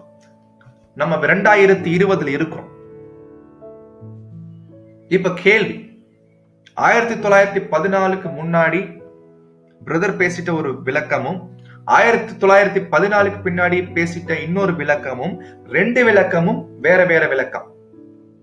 சபையுடைய எடுத்துக்கொள்ளப்படுதல், மகிமையாக்கப்படுதல் காற்று அடிக்கிறதுக்கு முன்னாடியா இல்ல காற்று அடிக்கப்பட்டு பூமி எதிர்ச்சி வந்து அர்மகதோன் வர்றதுக்கு முன்னாடியா? இந்த ரெண்டு விளக்கங்களுமே இப்ப நம்ம முன்னாடி இருக்குது. 1915ஆம் வருஷத்துல ஒரு பாயிண்ட் சொல்றாரு, church will be glorified in the kingdom. சபை மகிமையாக்கப்படுவாங்க either before or during great time of trouble என்ற பாயிண்ட இங்க கொடுக்கிறாரு. ஒண்ணு உபத்திரவத்து காலத்துக்கு முன்னாடியே சபை எடுத்துக்கொள்ளப்படுவாங்க, இல்ல உபத்திரவ காலம் நடந்துட்டு இருக்கும் போது எடுத்துக்கொள்ளப்படுவாங்க. இப்போ நம்ம வரலாம். பிரதர் ரசல் பேசிட்ட இந்த விளக்கங்களை வச்சு பார்க்கும்போது 2020 வாழ்ந்து கொண்டிருக்கிற நாம எப்படி புரிஞ்சுக்கலாம்? நல்லா கவனிக்கணும் சகோதர சகோதரிகளே. 1914க்கு முன்னாடி சபை எடுத்துக்கொள்ளப்படுவாங்க, அதாவது காற்று அடிக்கப்படுறதுக்கு முன்னாடி சபை எடுத்துக்கொள்ளப்படுவாங்க என்பது ஒரு விளக்கம். காற்று அடிக்கப்பட்டாச்சு, ஆனா சபை இன்னும் பூமியில தான் இருக்கிறாங்க. உபத்திரவ காலம் ஸ்டார்ட் ஆயிடுச்சு. இப்போ அக்னி இன்னும் வரல, ஆனா அதுக்கு முன்னாடியே எடுத்துக்கொள்ளப்படுவாங்க என்பது இன்னொரு விளக்கம். இந்த ரெண்டு விளக்கங்களுமே நம்ம மத்தியில இருக்கு.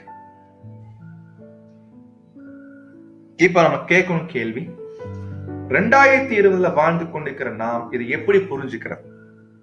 ஒரு பாயிண்ட் கிளியர், இன்னும் அந்த கல் ரெடி ஆகல, அது ஒரு பாயிண்ட் இல்லைங்களா? சபை இன்னும் மகிமை அடையல.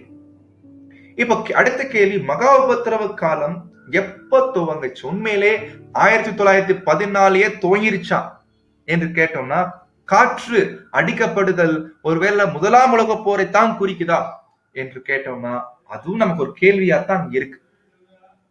ஏன்னா நம்ம உறுதியா சொல்ல முடிய மாட்டேது இல்லைங்களா? ஏன்னா நமக்கு தெரியும், ஒருவேளை அது காற்றா இருக்கும் பட்சத்துல தேசங்கள் பலவீனமாயிருக்கும். எல்லா தேசங்களும் பலவீனமாயிட்டு அடுத்து புரட்சிக்குள்ள போயிருக்கு.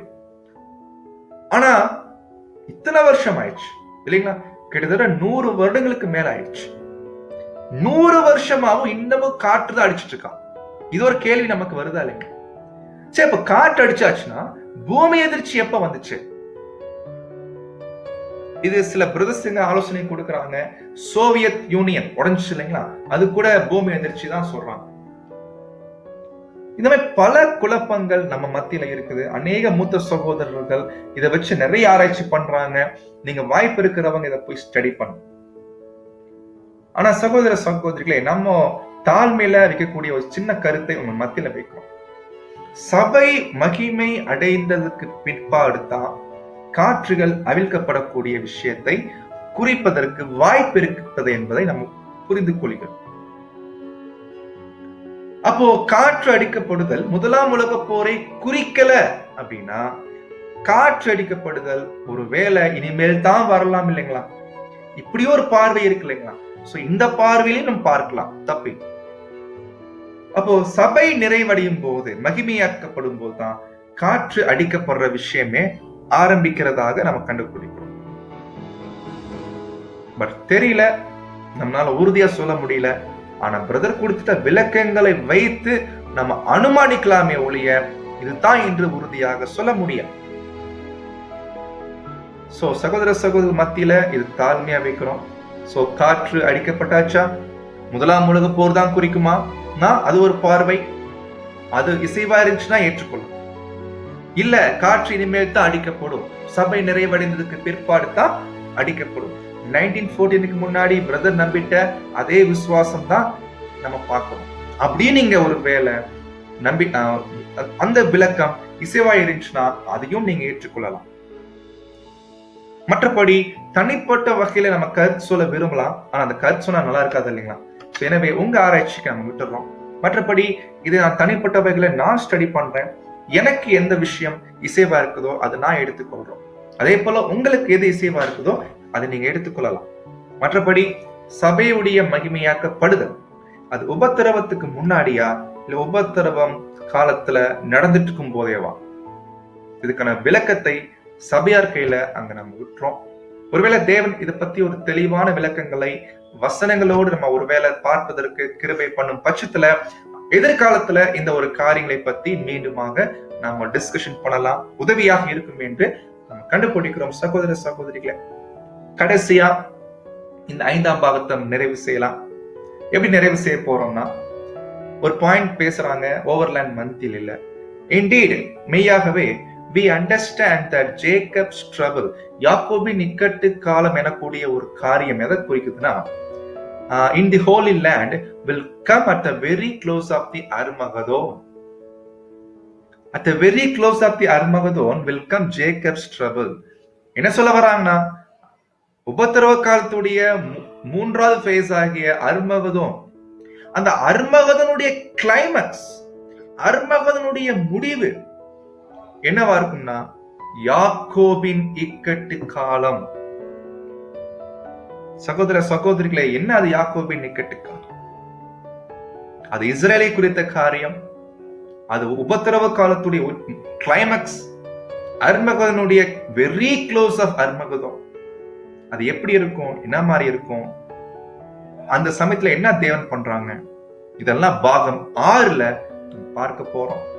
பொறுமையோடு கேட்ட அனைவரையும் தேவன் தாமே கிருபை செய்வாராக. ஏதேனும் சந்தேகம் இருந்தா நீங்க கமெண்ட்ஸ்ல நீங்க பண்ணலாம். தேவன் தாமே கிருபை செய்து வழிநடத்துவாராக. ஆமென்.